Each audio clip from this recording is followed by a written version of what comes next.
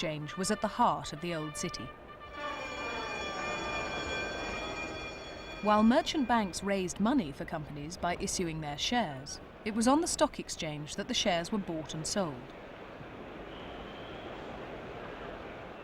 Stockbrokers went to the floor to buy shares from stallholders called jobbers, who posted prices at their pitches on the floor. It was a closed shop, owned by hundreds of small brokers and jobbers. All the roles were strictly separated, and no foreigners were allowed in. It was like being in a gentleman's club, and even in the 60s it was very, very old-fashioned, and there was a strict code of conduct and behaviour, manners, and it was rather like an extension of the strictness of school.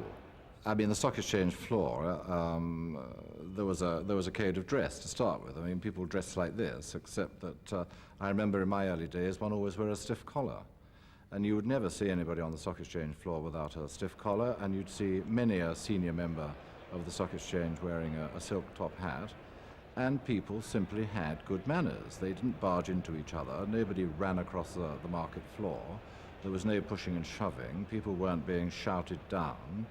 If someone arrived on a jobber's pitch before you, you waited until he'd concluded his business before trying to execute your own. And people behaved in what I would describe as a gentlemanly fashion. The floor, of course, was full of characters. Every day people would throw paper balls at each other. And there was always something going on which was fun. And then, of course, at 3:15 people were allowed to smoke, and it became quite intolerable for the last half an hour of the day. Markets are full of people and fun, and I miss it desperately, I have to tell you, desperately. The stock exchange did make some concessions to changing times. In 1972, it opened a new floor. But it clung on to its status. Commissions were still fixed and jobs protected, and of course, foreign owners were still kept out. But by 1973, one change could no longer be resisted, and women were allowed for the first time on the floor in London. When I first went onto the floor that Monday morning as a new member of the Stock Exchange, I wasn't certain what reception I'd receive. In the earlier days, there had been 1,399 members. So the poor, hapless individual who'd wandered onto the floor as the 1400th would generally be grabbed and his trousers taken off. I wasn't sure as a female what would happen to me, so I was very careful to make sure that I was dressed properly that day.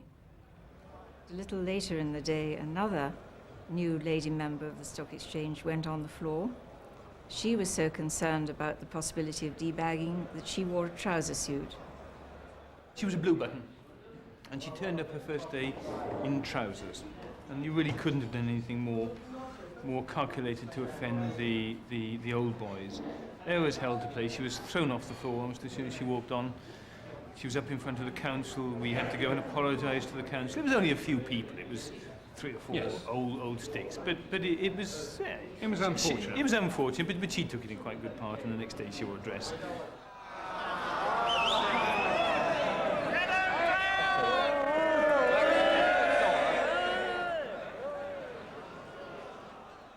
Being sort of an all-male domain, the stock exchange floor, I, like a great many other members, felt it probably should stay that way. Otherwise it might be, some of us felt, the slippery slope to something more modern.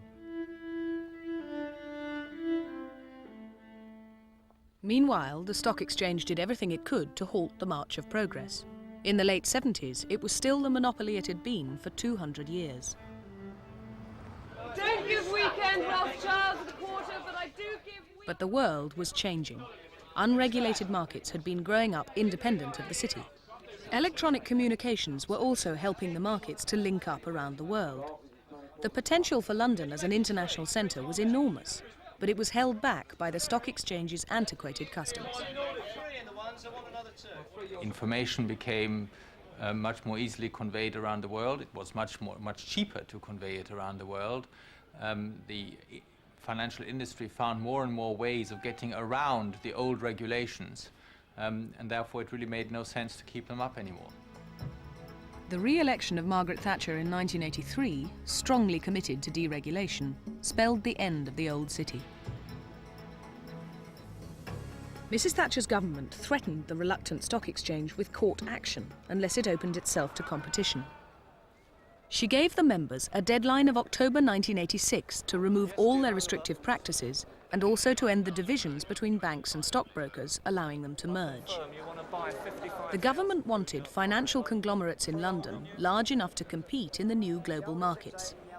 This revolution would be so far-reaching that it was immediately dubbed Big Bang.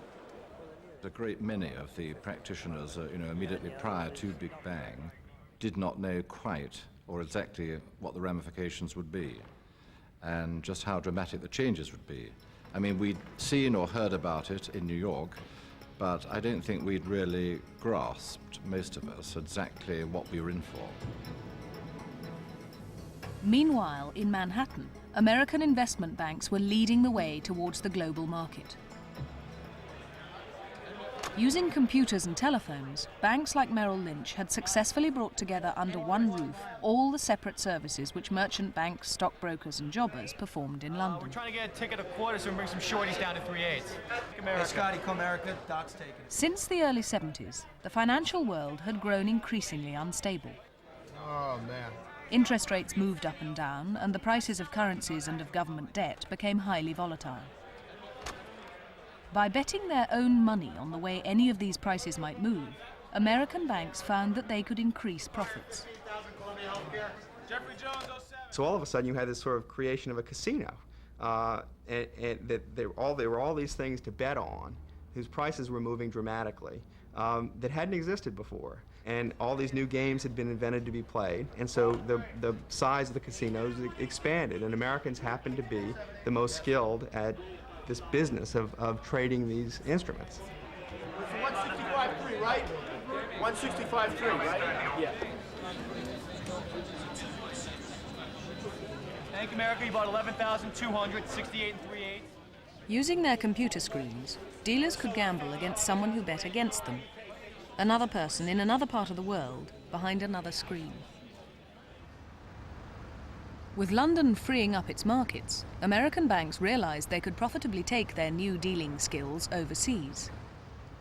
Big Bang gave them the opportunity to expand their global banking empire and move into the British market. The American investment banks had come to London, were buying every single brokerage house they could get their hands on. But this was all part and parcel of the package of let's buy some assets, let's get fully entrenched into UK city culture. But although it was ready to take their money, the old world of the city was deeply hostile to the Americans. When I first came to the city, it was clear to me that American bankers were viewed as the lowest forms of life. We were off the social scale, beneath the social scale, and frankly pretty much untouchables.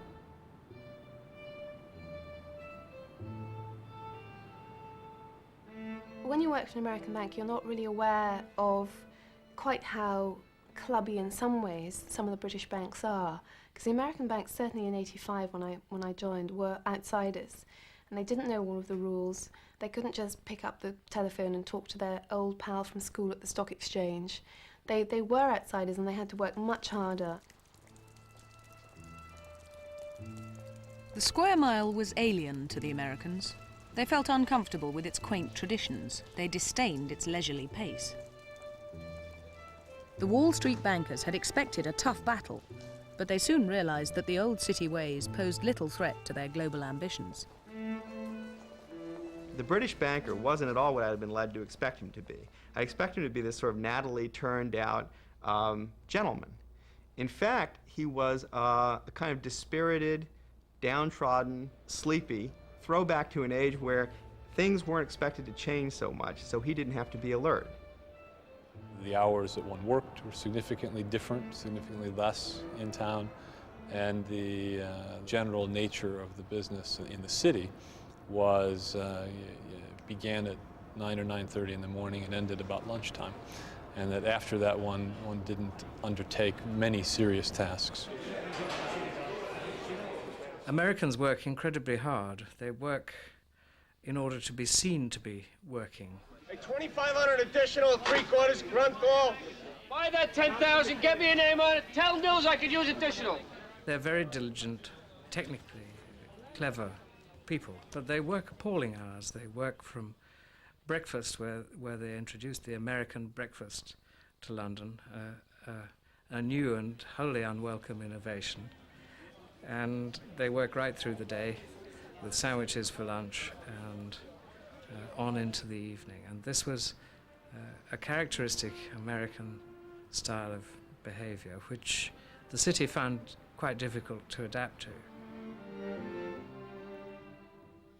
The British merchant banks remained wedded to their old style in the run-up to Big Bang. They continued to recruit from among their own, relying on contacts and patronage.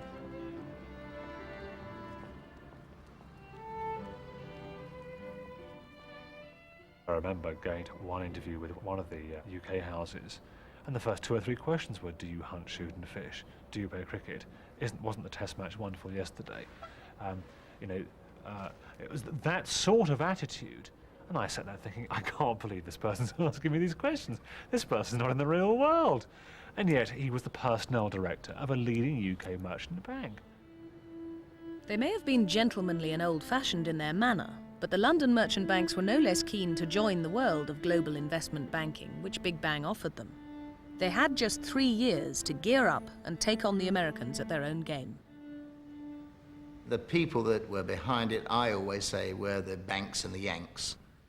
The banks because they knew they had to get into the new global game, the Yanks because they seemed to have unlimited funds, and they came rushing in like the cavalry, throwing their dollars about, which led to, on the other side of the coin, nothing but greed and avarice.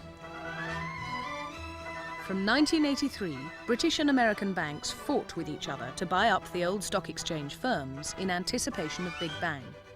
750 stock exchange members became millionaires overnight. By 1985, a boom in city construction was underway as banks rushed to build the new computerised dealing rooms which would replace the stock exchange. Within just a year, all the functions of the old city, the merchant bank, the stockbroker and the jobber would be combined in one place, in one integrated investment bank. Mrs. Thatcher was pinning her hopes on the reformed city. She wanted it to replace manufacturing, ravaged by recession, as the motor of the British economy. The idea you could build up these very, very big trading floors, the size of football pitches, having people shouting down telephones, moving large sums of money about, and make money out of it, was both exciting and potentially very profitable. The prospect of Big Bang was celebrated by young city workers. With 34 firms lining up to play the markets in London, competition for the young dealers to staff the new trading floors became ever more fierce. But the Americans had a powerful new weapon. You did get paid a lot of money, and your salary rose very quickly. In my first year it went up 55%, then it doubled the year after that. And you soon started earning money that was completely unrealistic. The American banks came in, they appointed headhunters. There were 2 or 3 firms of headhunters at that time who really did an enormous amount of business and waxed very fat themselves on it. It was a bonanza time for everybody who wanted to change and who wanted to increase their disposable income. It's one of the saddest parts of my life in the city that money was coming out of the woodwork, and I actually lost many, many good friends because of the sheer greed of people, jumping from one firm to the next for another pot of gold, if you like. Before there could be speculation in money, there was speculation in salaries. City pay doubled and trebled. A mood was catching hold that spread out through the country. I'm making more money now, yeah. How about you? Yes, I'm making more money too. Much more, or? Much more than I used to, yes. It's going to change. The stock market will be a car park in 5 years' time. I'll have made a fortune, and that's what I want. As the British banks fought back, they found it difficult to recruit the brightest graduates when American banks could offer so much more.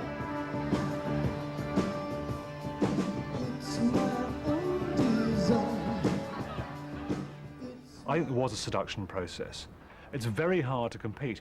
I mean, I at Warburg's, started on £9,000 a year in '85. I think my next salary the following year was £11,500 a year, and 15 the following year. So at the end of year 3, I was earning £15,000 a year.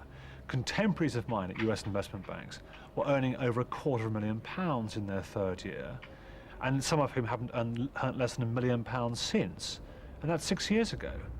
I mean, how do you not get seduced by that? Finally, at 9 o'clock on the 27th of October 1986, Big Bang took place to a chorus of exploding champagne corks on the stock exchange floor. The new free market put an end to face-to-face dealing. The floor would soon be deserted. From now on, trading would only take place on the computer screens and over the telephone. The new electronic trading floors were packed with young men and women. Now in London too, traders could use their bank's money to gamble against each other on the changing prices of bonds, shares and currencies. They were the risk takers, who would use their phones and computers to trade instantly. The potential profits and losses could be huge. A new breed of dealer was needed, with poker-sharp nerves. The trades are two-sided. There's winners and there's losers. And it's very, very, very clear-cut. Almost more than any other business I can think of. If I work in a store and I sell a shirt, yeah, there might be a loser, the guy who doesn't sell a shirt down the street, but they're not so clearly linked together. If I go in and buy a security and it goes up in price, the person who sold it to me has generally sold it too cheaply. That's just the way the business works. Alongside the dealers, the banks employed a sales force to sell on to their clients the shares or bonds, currencies or futures which the dealers held on their books. Everything on a trading floor is condensed into seconds or minutes. And what you had to do was talk to each of your favourite clients, sell them as much as you could in as short a space of time as possible.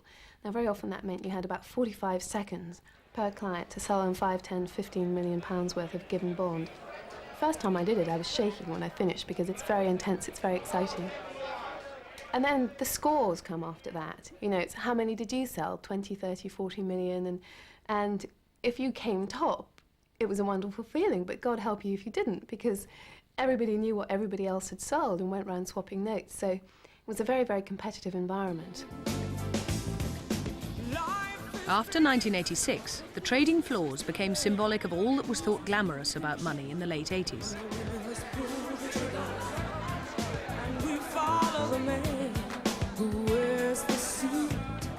Films and television series celebrated the arrival in London of a new hero of capitalism, the star trader, known on the floor as the Big Swinging Dick.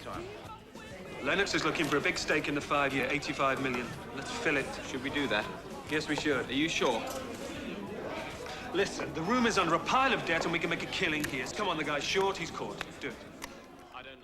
I think the term big swinging dick was big man on campus, just an important guy. The people that are powerful and that run the show and that are hot, it's easier to identify. A salesman who sells a lot of bonds, a trader who makes a lot of money. The thing about the securities business is that the people that are really good, it is obvious they're really good. Get your pal in Vienna, the guy who had an interest in the 15 years. Check if he's still there. You walk into a computer company or a retail store or many other industries, and there are many, many talented people, but it doesn't hit you in the face. In the securities business, it hits you in the face because they walk around and they tell you.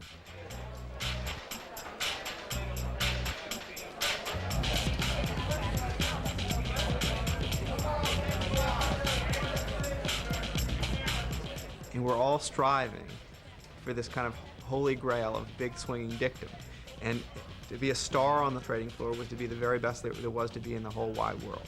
You were going to be rich and famous and all your needs and wants satisfied. And in the end, the man who had the power to bestow the mantle of big swinging dickhood on my shoulders called and told me I was a big swinging dick. It meant everything to me. I mean, it meant that I had arrived. There is that stage where suddenly, you know, you go from a boy to a man. You buy $1 billion worth of securities. and you hang up the phone, and it is a peculiar rush. It's something that you haven't done before, and something that you aren't going to do very often. You're not going to take that kind of step very often. Watching the currency markets, after the Bundesbank's tinkerings, we are seeing people actually buying Deutsche marks. The British class system meant nothing in the world of big swinging dicks. Anton Dellin became a star trader for a Swiss-American bank at the time of Big Bang. 960. In the 80s, the Barrow Boys certainly were. It was the Barrow Boys market. There's no doubt about that. They were the ones who were able to, take the heat and move the largest positions. There weren't the requirements necessarily of academic qualifications. It was just a matter of, I'm the biggest trader in the city and I want to be seen to be the biggest trader. Hoping for a callback. He's gone flying up. He's going long. Yours, 25 yours. There's a sense of classlessness about the American investment banks. They were prepared to hire the best. It doesn't matter whether your background is that of a milkman's daughter or a landowner's son. Done a 54. This idea that you had to have a middle-class background and a public school education to be part of the UK establishment, utter rubbish. Keep an option. The Americans also began to break down the traditional dominance men had enjoyed in the city. In the mid-'80s, a strategy that a number of the American firms took was to hire more women. And there were some truly exceptionally capable women willing to come and work in the city who were getting shown the door at the British firms and were given an opportunity at some of the American firms.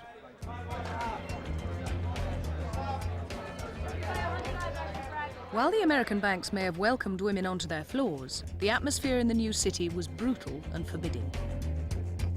I found as a woman in the city, and I think a lot of my female colleagues found too, that there was always this presumption anyway, almost like you were guilty until proven innocent, almost like you couldn't do the job until you'd proven that you could. The top job on the trading floor, that of the risk-taking trader, was usually given to men. It was still very much a boys' game. To this day, you walk out onto any trading floor, you'll see women, but if you look closely, you'll see there are very few women who are allowed to bet money. That betting money is considered a man's sport. The trading floor was like a catwalk, actually, in many respects. Every morning you'd turn up at 7:30, when you least felt like being scrutinized. And as you'd walk through rows of trading desks, which were physically very much like catwalks, your outfits would be analyzed.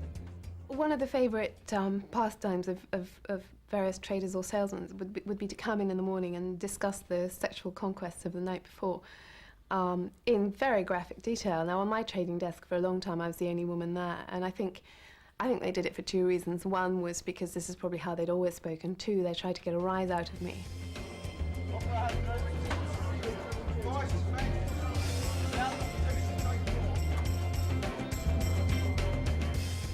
What it has to do with is the mystique of money, that money has always been a man's thing. And I think that it had much more to do with tradition, that this was the one tradition that didn't collapse in the 1980s.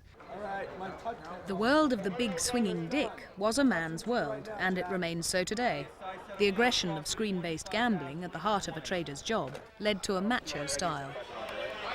Hey, Christian, you're out on 5100. The trading environment itself, people were encouraged to be aggressive. Definitionally, if you're in the business of taking risks, risk-taking is more aggressive than not risk-taking. And I think that creates a more aggressive environment. When people have to come in and risk large amounts of money and large amounts of capital every day, they have to have a strong belief in what they're doing. They have to believe that they're smarter, stronger, quicker, brighter, funnier, happier than the guy on the other end. The risks could never be fully controlled. Hello? Lennox? Thought you'd call. Yeah? Listen, I can fill that order for you. Well, what's your price? Unforeseen events continually affect the market. I can fill it at 96. Listen, I'll break the point with you. A political catastrophe could mean a rush into dollars, pushing down sterling and wiping out millions of pounds of profit in seconds. So what do you say? I can fill it at 96. We'll point out a court. What are you going to do, Danny? I told you to wait, Daniel. No, I'll speak to you later. We'll point out a court. I know that! Damn it. Oh, this market has to turn. Not our way, it won't. Hate this market! There's a great deal of schadenfreude on the trading floor. Because of the competition, there's also a lot of jealousy, and success and failure are quite visible. When people do fail, that is enjoyed by quite a few other people. A trader friend of mine was telling me one evening that his book, which is his list of trading assets that he owned for the bank, was sitting on a profit of something like £8 or £9 million. And then later that night, my telephone rang. It was a Turkey office telling me that Gorbachev had been deposed. And I went into work straight away, saw this trader at work, and his £8–9 million profit had turned into a £6–7 million loss in a matter of about 4 hours. And he was in despair, but a lot of his colleagues, a lot of my colleagues, were ecstatic because he'd been doing very well, was riding for a fall. Big Bang had ushered in a harsh new world. 12 of the British merchant banks at first succeeded in becoming a part of it. Houses like Kleinwort Benson and Morgan Grenfell built trading rooms, began to risk their own capital from 1986, and aspired to join the big league of international investment banks. A lot of U.S. firms were run by people who had grown up through the trading side of the business. And culturally, they felt very comfortable with having large trading exposures and having a trading-oriented business. It's possible that the nature of the people who were running these UK merchant banks made them feel a little bit less comfortable or less familiar with what those traders over there were doing. The sorts of sizes of position that the Americans were prepared to take in the bond markets or the equity markets were typically much larger than UK houses were prepared to take. The sorts of tactics they might be prepared to adopt in a takeover bid were perhaps considered to be ungentlemanly. Those are the sorts of things that I think that the Americans brought to Europe with them, and they've prevailed. In the years that followed Big Bang, trading grew as never before. 80 choice, Sterling, Mark. I'll take them. Turnover in the stock market alone almost trebled. 77.82. The revolution in the city had been successful, but it soon became clear that it would not be the old city firms with their gentlemanly ways that would reap the rewards. There was never any sense that old English bankers were competing with us in any way. It was much more, how much did we have to pay them to clear out of town and find something else to do with their lives? There was almost no sense of competition, no sense of a direct clash. A superior force, a grosser, more glittering power sort of overwhelmed the city of London and remade it. The old city lamented the passing of their world. Over time, people became really a great deal more mercenary and in a very personal way. It had loyalty to the business, loyalty to the firm had been an important adhesive in the pre-Big Bang city. People stuck together. They worked not just for themselves, they worked for the firm. Increasingly over time, people began just to work for themselves.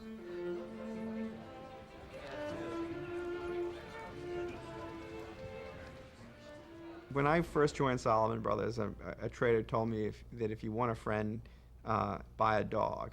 He said that there's no such thing as loyalty in this business. I think the Yank culture has one, and I think it's one for good reason.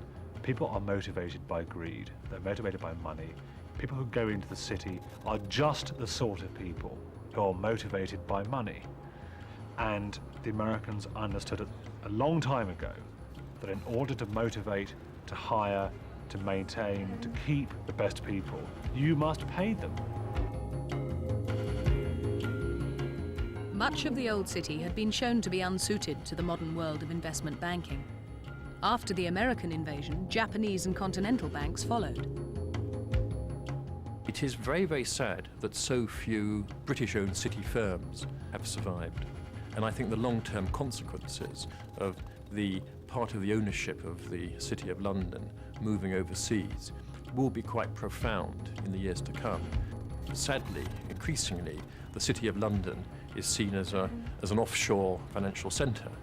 It's not seen in the way that it was, force in its own right. Of the 12 British banks who expanded at the time of Big Bang, 6 have been sold to foreigners. But in 1987, Mrs. Thatcher's medicine seemed to be working.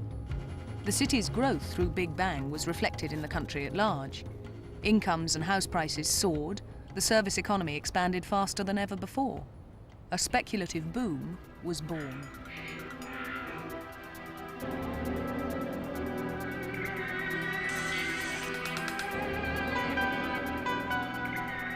For a fact sheet giving further information about the city, please send a stamped addressed envelope to Naked City, Room 2316, BBC White City, London W12 7TS.